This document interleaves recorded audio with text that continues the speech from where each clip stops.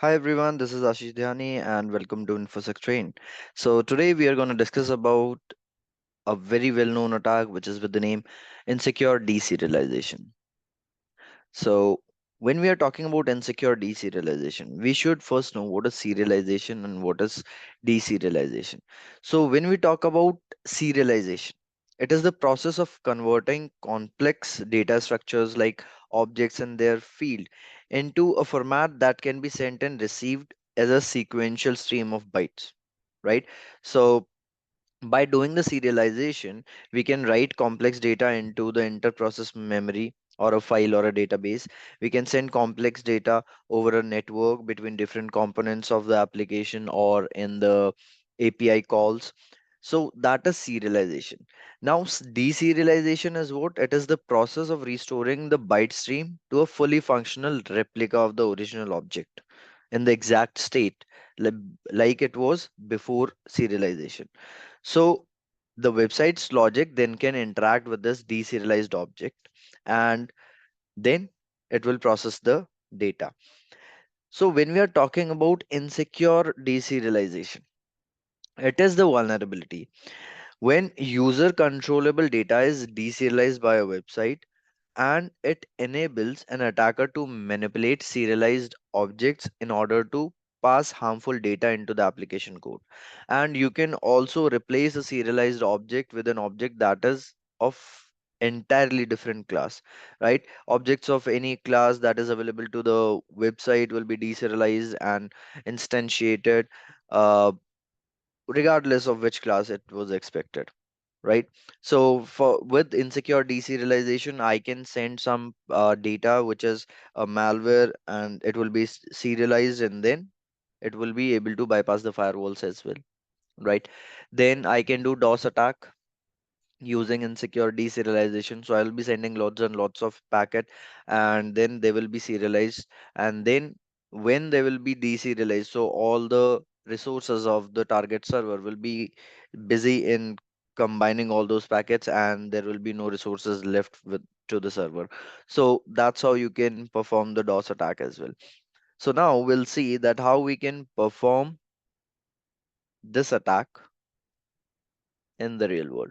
So what we have this lab and it's a website to shop, right?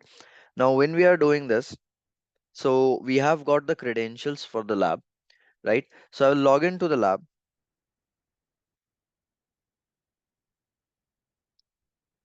The username is this and the password is this. Now I'll capture this request. Let's see if something is there or not. Something interesting we can find. Now when I click on login, there is a post request, right? So I will right click and do intercept response to this request. Let's see, forward, found, forward, get my account, right? And this contains a cookie, right? When I saw this cookie, so in the inspector panel, I can see that here it is decoded in the decoded format. So what will I do? I will right click and send it to the repeater, right? So in the repeater, again, if you want to see, this is your encoded session cookie, right? So here in the right hand side in the inspector panel, I can see that how it's looking like, right?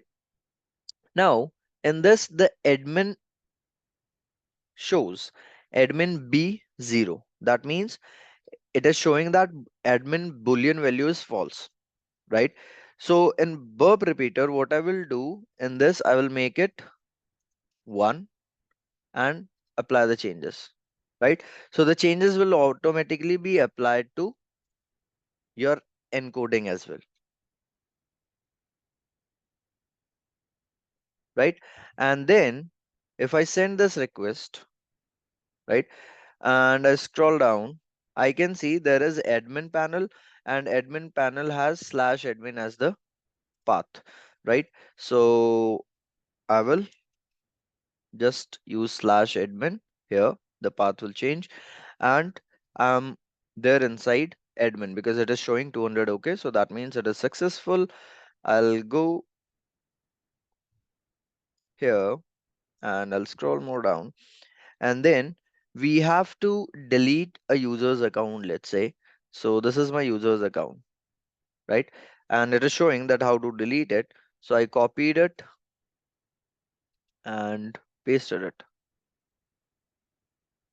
So if I send this request, it says 302 found, follow redirection, and congratulations, you solved the lab, and the user has been deleted, right? So user deleted successfully. So this is how insecure deserialization can harm you. So when we talk about the prevention of insecure deserialization, so what it can be: monitor the deserialization process, encrypt the serialization process, do not accept serialized objects from unknown or untrusted sources, run the deserialized code with limited access permissions, use a firewall which can help detect insecure deserialization. So there are not all the websites which use serialization and deserialization. So first, in order to attack that, you should know the working of the website. So you will capture the request and then find out all the data, that which request is being serialized or not. So very limited websites, they use serialization and deserialization in them. So that's about insecure deserialization. Thank you so much, and see you in the next video.